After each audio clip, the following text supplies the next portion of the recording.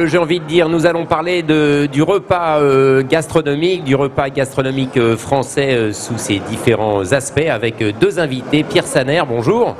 Bonjour. Vous êtes directeur de la mission française du patrimoine et des cultures alimentaires. On va parler donc du repas gastronomique. Et puis à ses côtés, Mathieu Lafay. Bonjour Mathieu. Bonjour Eva. Secrétaire général du Club de la table française qui est en partenariat avec nous sur cette émission. Mathieu, on commence donc avec une étude que vous avez faite qui est très, très intéressante.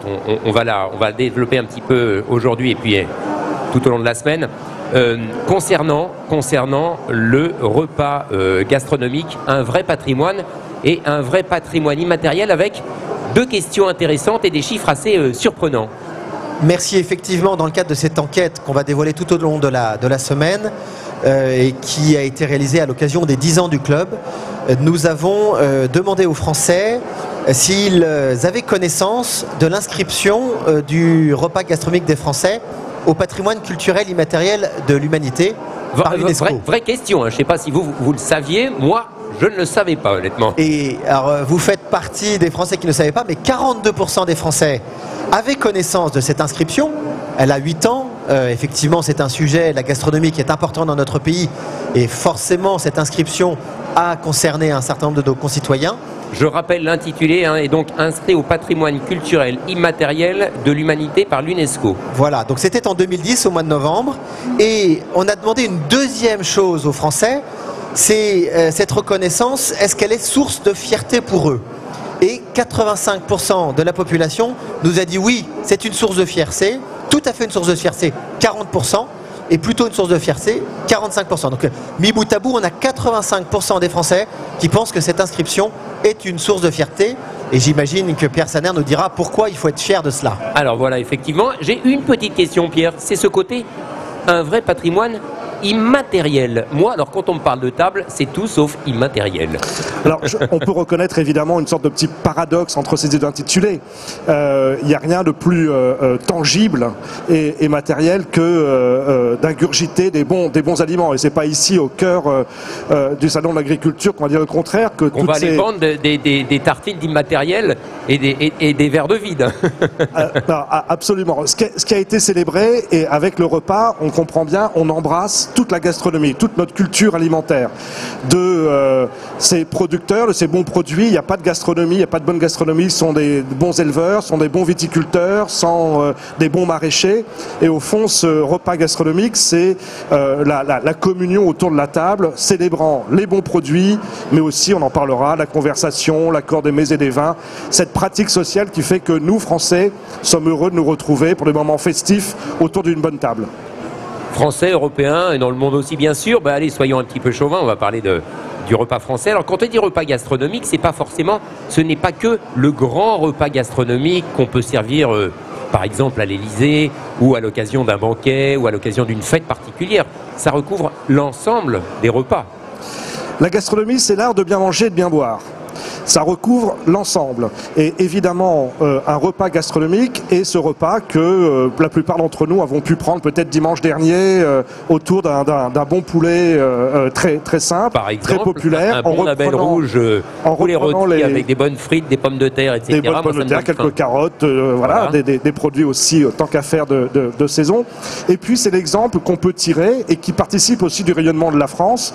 Lorsque un chef d'État est en visite en France, on montre notre sens d'hospitalité autour d'une très bonne table, et on montre aussi ce que l'on a de meilleur, nos meilleurs produits, nos savoir-faire des arts de la table, nos savoir-faire en matière de vin, j'y reviens. Nos savoir-faire en matière de coutellerie, de cet ensemble qui constitue une vraie culture et dont, effectivement, 85% des Français sont fiers, et je pense que ça participe de cette image de la France qui est attendue aussi. Alors il y a une chose aussi intéressante, depuis quelques années on a vu, notamment avec un certain nombre d'émissions de télé, qui mettaient en scène des concours de chefs, des concours de cuisiniers, des concours de pâtissiers. Il y a une nouvelle génération, je pense, pas forcément de chefs, mais bien sûr de chefs, mais aussi tout simplement de jeunes qui ont envie de cuisiner un peu différemment, de recuisiner peut-être un petit peu plus qu'avant. On ressent ça un petit peu dans les études? Alors dans les études, je laisserai la parole à sur les Mathieu études, effectivement, on le ressent, puisque la plupart des Français considèrent que c'est important de cuisiner. Si on agrège ceux qui cuisinent régulièrement, ceux qui cuisinent ponctuellement le week-end et ceux qui pensent qu'il faudrait qu'ils cuisinent, on est à 97% des gens qui pensent qu'il faut cuisiner. Donc c'est vraiment quelque chose qui se transmet, qui se partage. Et c'est toute la richesse du dossier du repas gastronomique des Français à l'UNESCO, c'est que justement, c'est une communauté qui est acteur, actrice de sa culture, et que déjeuner, dîner ensemble, que ce soit en famille, entre amis, entre collègues, c'est ça notre culture, c'est cette commensalité, le fait d'être ensemble autour de la table, on est assis quand on mange, c'est ça aussi qui a été mis en avant dans le repas gastronomique, on est à table et on y parle. C'est un lieu d'échange, un lieu de vie. Exactement, c'est un lieu de vie. Si on revient un petit peu sur la mission française du patrimoine et des cultures alimentaires, son objectif, son intention, c'est quoi exactement? Alors, pardonnez-moi, je reviens juste, vous allez dire c'est un lieu de vie, c'est effectivement un patrimoine vivant, et plutôt peut-être que de dire immatériel, qui est un peu énigmatique, voilà. Disons que c'est un patrimoine vivant qu'on souhaite transmettre. La mission, derrière cet acronyme MFPCA, un peu je ne l'ai pas donné, j'ai donné le nom complet. Hein. La mission française du patrimoine et des cultures alimentaires, et l'organisme qui, à la demande du gouvernement, a porté l'inscription en direction de l'UNESCO, et qui maintenant met en œuvre, parce que c'est pas le tout d'avoir cette belle reconnaissance, non seulement elle est certes belle, elle nous honore, mais surtout elle nous engage. Elle nous engage avec d'autres acteurs, avec d'autres groupements, d'autres organismes, à mettre en œuvre la preuve de sa transmission, de cet aspect bien vivant, donc en matière d'éducation, et on appelle de nos voeux, et des efforts sont faits en matière du petit déjeuner par exemple, mais également en matière de restauration collective, d'avoir des efforts sur, et pourquoi pas, moi j'aspire vraiment à ce qu'on puisse avoir des cours de cuisine à l'école. Je suis convaincu que derrière cet apprentissage, les enfants peuvent aussi transmettre aux parents. Donc c'est un aller-retour permanent. Et puis derrière l'apprentissage de la cuisine, on apprend le vocabulaire, on peut apprendre l'histoire, on peut apprendre la géographie évidemment, qui est au cœur de tout cela, les sciences. Donc la mission a pour vocation de mettre en œuvre le plan dit de gestion de l'inscription avec des mesures phares dont on parlera. Une belle idée que de vouloir effectivement mettre des cours de cuisine à l'école. Alors l'école ne peut pas tout faire bien sûr, mais c'est aussi un peu le reflet de quelque chose qui s'est un petit peu perdu pendant un temps, cette transmission de la cuisine, parce que effectivement moins de temps aussi pour faire la cuisine à la maison parfois, les femmes qui travaillent davantage, et c'est une très bonne chose bien sûr, mais parfois on oublie de transmettre, ou on veut manger un petit peu plus vite, on prend un plat préparé, et c'est très bien aussi de temps en temps, mais voilà, il faut réapprendre à cuisiner pour retrouver le plaisir qu'il y a autour de ça. Ce qui est intéressant dans les travaux de la mission, c'est que ça se porte sur des choses extrêmement concrètes, comme donner envie effectivement à des institutions, à des ministères de bouger, et on vient de parler d'éducation.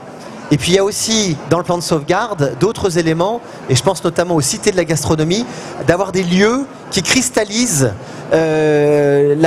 cette notion de repas gastronomique et de patrimoine. Peut-être que Pierre, tu peux en dire un mot, parce que je crois qu'il y a l'école, mais il y a aussi les cités, il y a tout un programme. Un dernier petit mot avant qu'on conclue. Alors les cités de la gastronomie sont effectivement une mesure très importante de l'inscription. Ce sont 4 établissements. Il y en a un à Tours qui commence à fonctionner, à Lyon qui va être ouvert dans le magnifique Hôtel Dieu dès l'automne, à Dijon, puis à Paris aux abords du marché de Rungis. Grosso modo, ce sont des centres un peu comme la Villette, mais dédiés à notre bien manger. Transmission, éducation, promotion, mise en valeur de nos savoir-faire et de nos connaissances et de tous nos métiers qui sont aussi célébrés dans cette magnifique plus grande ferme de France. 4 cités de la gastronomie, rendez-vous dès l'automne prochain. Merci à tous les deux d'être venus. Et puis quant à vous, n'oubliez pas, faites-vous plaisir, mangez bien et invitez des amis. Bon appétit. Merci. Bravo.